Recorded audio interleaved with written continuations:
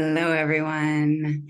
Happy to be back with all of you for a new episode. And what's present for me to talk about today is really ultimately reclaiming femininity in our society. And I'm going to preface this by saying I'm going to probably relate femininity to womanhood in many ways and masculinity to manhood in many ways. And I'm totally understanding that there is a spectrum, but it's just easier for me to speak in those terms. So bear with me if that offends you. Please try to soften some of that and understand the perspective that I'm coming from. But, because I think that generally speaking, a lot of women struggle with really being in their femininity, and really all people, right, struggle being in their femininity because the feminine qualities are not praised in our society. And, one perfect example of this is that there's two ways to manifest. There's the more masculine way of manifesting, and there's the feminine way of manifesting. Both are totally powerful, work well, but you have to kind of master your approach in order to manifest things from that energy. So the masculine way of manifesting things is that kind of work hard, go get it, what we kind of typically know as grind mode, so to speak. You have a vision and you're kind of actively working to facilitate and create that vision for yourself. That's the more masculine route. The feminine route is to hold the vision and allow. And, I think that piece right there, the kind of fundamental godly surrender, is a major part of the feminine energy and the feminine nature that gets lost in transition in society. Because to say that you're kind of allowing, you're manifesting something, but you're sitting around, or you're not giving all of the energy more so into grinding hard and working hard and, trying to check off all the boxes so that you are actively working towards your vision. And neither are right or wrong, but, society, I don't think really understands or considers the attraction point of surrender. In fact, I would challenge us to say that a lot of times we can't even attract in or manifest what we're desiring because we're not in the state of receiving it. That we've shifted gears into that place of working hard and going to get it. And, kind of that state of desire of wanting it, that sometimes when you're only in the state of desire, you're blocking it. And so that's such a key consideration in the conversation around manifesting or calling things into your reality, is that you have to move into that space of kind of full surrender, full faith, full trust that it's already on its way to you, that it's already coming, that you don't have to work too hard, that you don't have to desire it too heavily. You just have to make space for it. And I think that I would say that that's more of the sort of feminine energy perspective on how to cultivate and create your reality. I would say also that ultimately we all have a little bit of both, right? Because there is definitely something to be said about putting in the work, even if that just means your own inner work, to create and cultivate yourself as the person who can receive and maintain whatever it is that you're desiring. And also, though, trusting that there's more than just your kind of human, egoic desires, that whatever you call in is ultimately your fundamental desires of your heart, soul, and spirit, even if it looks like a challenge or a hardship, because we do have to go through the challenges and the hardships before we can get what our soul and spirit desires. In other words, we have to recreate the energetics of our own experience in order to be the person who can then receive what the heart really wants. I've used this example before, but oftentimes if someone's like really manifesting being a billionaire, the first thing that happens is they meet like rock bottom financially, right? They're suddenly, have a red number in their bank account and they're like, what the hell? Like this is not what I was manifesting. And yet, looking at it objectively, it's so obvious that that's the first step towards the wealth that they're calling in, is recreating their relationship to the bottom, right? I think that's like such a major piece in all of life, such an overarching theme in our own personal development, is that when we are fully committed to our own growth, we meet many rock bottoms. And that's not a bad thing. Really, it feels bad. It's not fun. Nobody wants to sit at rock bottom with red number in their bank account. I've been there. Truth be told, I have, lived out of my car a couple of times, literally just like a night at a time. But, I was there. I've definitely felt the discomfort of rock bottom. And yet, looking back in those moments, I remember literally one of the nights I had to sleep in my car, I woke up and I just felt like ultimate freedom. I felt ultimate freedom. As ironic as that sounds, I actually wrote a poem that one day I'll have to share from that space of just feeling like I can do whatever I want. Like I'm ultimately free now because I don't require anything, right? Like a car is cool because it's a place to sleep, but like I didn't, I had a negative number in my bank account at this point. Like it was rock bottom in all of the capacities.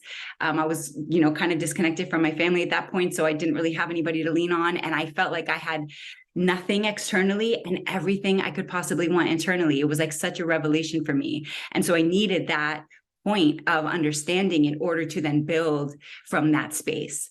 So what we have to realize is that the process of manifesting is whatever it needs to be to recreate us energetically to be the person who can then call in true love or that super dope, job or opportunity or, better community or whatever it is, like-minded folks, right? Well, you have to operate at your frequency if you're even going to call in your people. So the process of manifesting is equally kind of doing the work, but it's also trust. It's faith, it's surrender, and it's moving into that sort of feminine energy of trusting your path and trusting that even though you may say you want to become a millionaire and you within a month you're have a red number in your bank account, you're still on the path. It doesn't seem like the path that the brain may map out, but it's the path that you need to be on in order to sustain what you're calling in order to become the person who can maintain whatever it is you're calling in. So this is just one example of the difference between masculine energy on the planet and feminine energy on the planet. And, one thing that I will get into my victim space about sometimes is feeling the frustration of being a woman. And I think sure there's plenty of frustrations of being a man, but I feel like to really be a woman in her femininity is not like fully understood or fully realized on the planet right now or ever.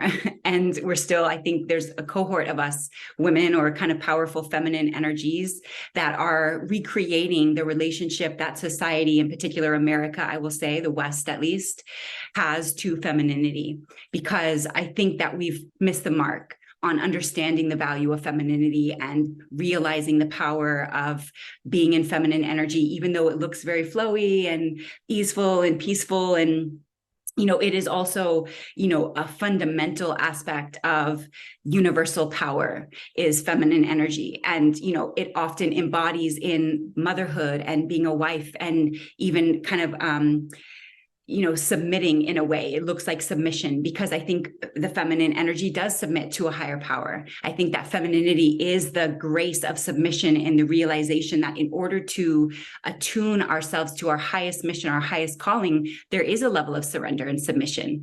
And, and so then we've translated that into, say, submitting to your partner or your husband, if you are more traditional in kind of the husband-wife dynamic. And to me, there's nothing wrong with that, as long as it works, right? It has to work for the dynamic. And I think that sometimes it doesn't, right? And I also believe that as women, because of we live in a man's world, that's not even a bad thing, but we have to be a woman in a man's world. We still have to be women in man's world. We still have to maintain femininity in a world that's been shaped and formulated and literally built by hand through the masculine.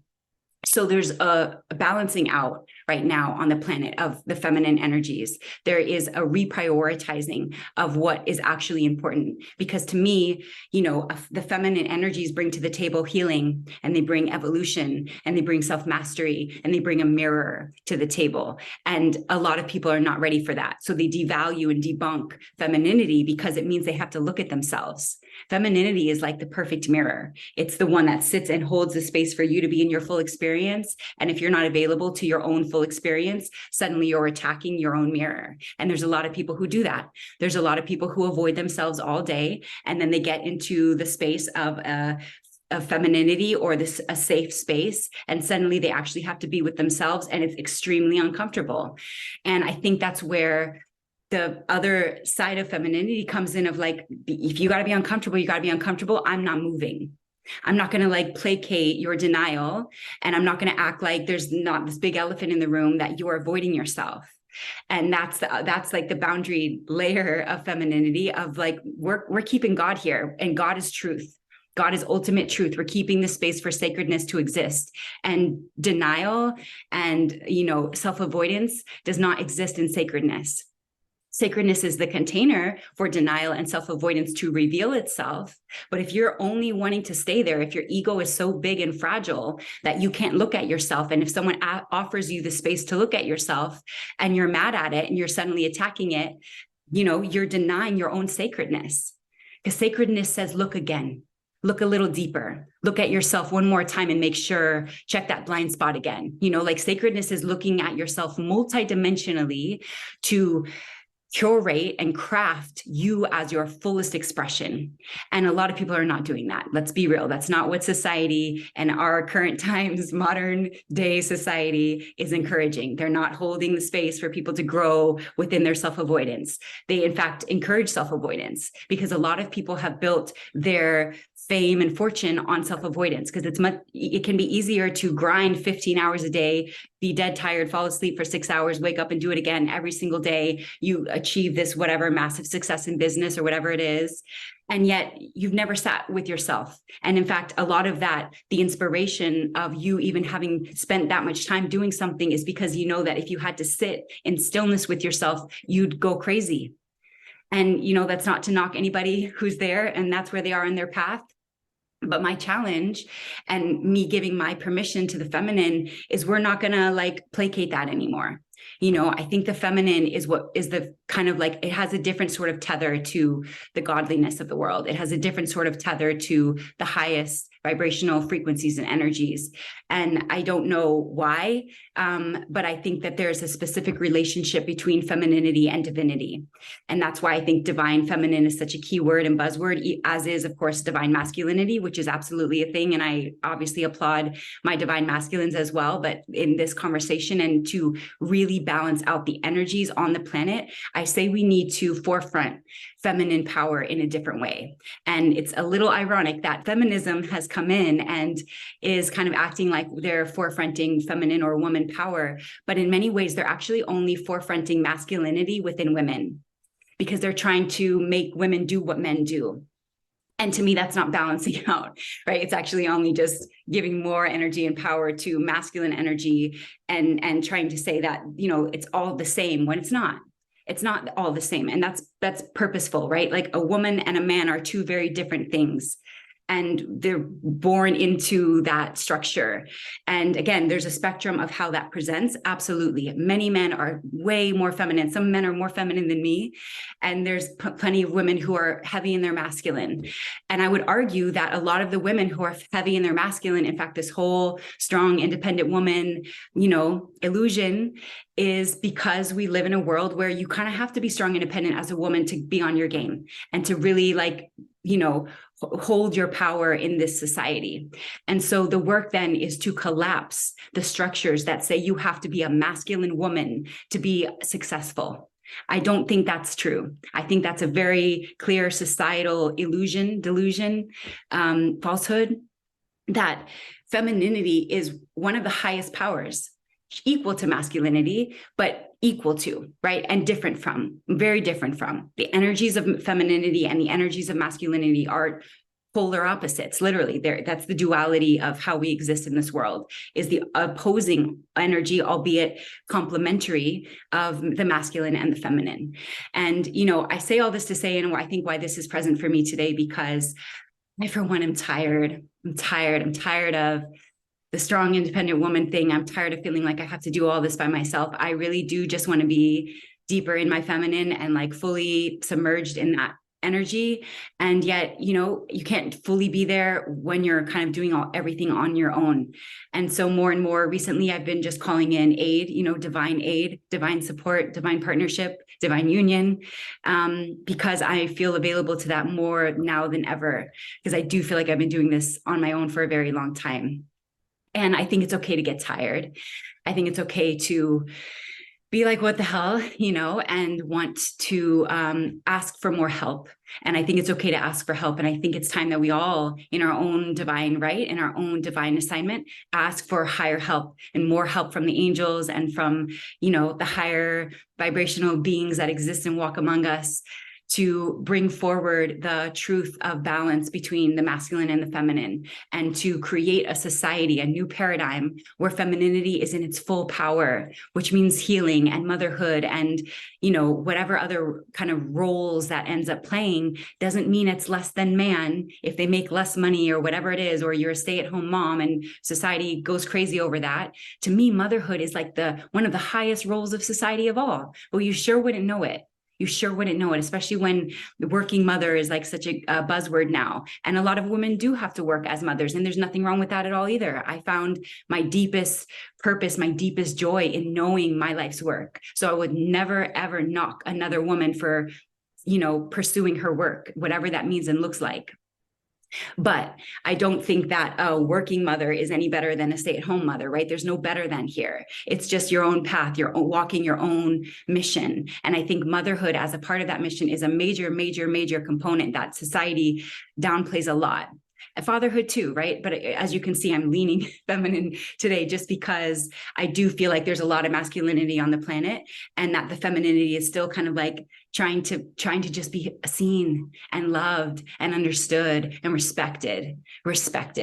I think there's not a lot of respect for the true feminine power. A woman can come in and heal you from head to toe and, walk out of your life, and there will be no understanding even of what has just happened, because we don't even have context for the value of femininity. So that's what's present for me today. Obviously, I'm in a space. I'm also just tired, and so work with me. But I also feel like a big part of my mission is to call the goddesses forward. We are a movement. And I'm honored and proud. And it is my deepest, just like excitement to be a part of that movement, because I really believe that when the goddess, and to me, a goddess is the divine woman, right? The woman who's doing her work. She's holding those boundaries. She's also a safe and sacred space for other people to do their own work, for other people to see themselves and to love themselves. Like that to me is divinity in the feminine embodiment. And so there are those of us who are deep, deep in that path. And we've spent years deep in that path to become the container where someone else can enter our energy field and be themselves again. Like what value? That's to me, like the highest value I can offer you is a space where you can be yourself. And I really think that femininity has that inherently, and that's a major, major power that gets lost in the translation of a society that doesn't even have the context for that. So I say all this to say, wherever you are on the spectrum, because we all have some masculine, we all have some feminine, to learn your own feminine qualities and to value them, right? Because it starts with us. It starts with us valuing them within ourselves, and then valuing them within our relationships. And then that feeds out into everybody else being able to value them and understand them and have context for them in the way that works and embodies in their own realities. So whatever this means for you, if nothing else, if you're like a powerful masculine man, like kudos to you, first of all, because I love my powerful masculine men. But I invite you to the space where you can at least start to understand the power of femininity and open the context for that and express it. Because I think it's far time that we do that now. We call forward the power of the feminine and we let her balance things out a little bit and bring forward this new paradigm energy where it's balanced. Totally balanced. And I think the goddesses are here to do that. The divine women, the women on their divine assignment, the women doing their divine work are here to do that. And we know that it starts with us, and it takes time. It's a longer path when you have to cultivate your inner garden first before you can create your garden around you. But it's more than worth it. It's more than worth it. Even if, you arrive at a place where you feel almost spiritually priced out because, people now don't even have a context for you. Well, guess what? You're raising every single person around you up to a higher vibration. And that to me is the highest work of all, right? We ascend collectively together. Some people are going to get mad about it. Other people are going to love you for it. Either way, you are a pillar of possibility. And that, what more could you offer anybody or yourself is just to be a space where anything is possible, where you are invited into the deeper layers of who you actually are, and to call that forward and to exist in that space. That's like the ultimate to me. That really, I feel is much of my work. And I hope to always be that for other people. So I'm going to circle this out just by saying officially we are booked for a goddess retreat in July in Miami, July 21 through 23. If you go to the link in my Twitter or my Instagram bio, you'll see the link to sign up. This is going to be kind of massively what I'm talking about here, a container for the goddess just to be in her power and to remember what that means and to be around people like-minded women and goddesses who are available to this conversation and really ready to create a new conversation on the planet about femininity and the power of femininity and what we're going to allow and we're not going to allow. So if this speaks to you, please check that out. I cannot be more excited about this, honestly. I'm co-facilitating it with the Thrive Goddess, who I've mentioned before, was on my channel. So you can check out our chat and you see her power. She's absolutely magnanimous. And the two of us together, it just feels like an absolute miracle that this is happening and the way it's all come together in Miami and everything else. So July 21st through 23rd in Miami. Check out the links in my bio, see if it vibes with you. I can promise you it is going to be next level. So I love you guys. Thank you for sitting with me. Thank you always for just all the support you give me. Like, I get so much love. I get so much love from my community and all of you that I can't even put it into words how grateful I am for you, except that I just sincerely hope I'm bringing all of you up with me as I go. And that's always my goal. So thank you for being on this journey with me. Thank you for all of the love that you show me and the support. When I'm down, I come to you guys, honestly, and I feel it. And I know you're always placed. You always say all the right words at the perfect time that I need to hear. So thank you. Sincerely. Thank you. You all are a major part of my world. I love y'all so much. And I look forward to next time. See you soon.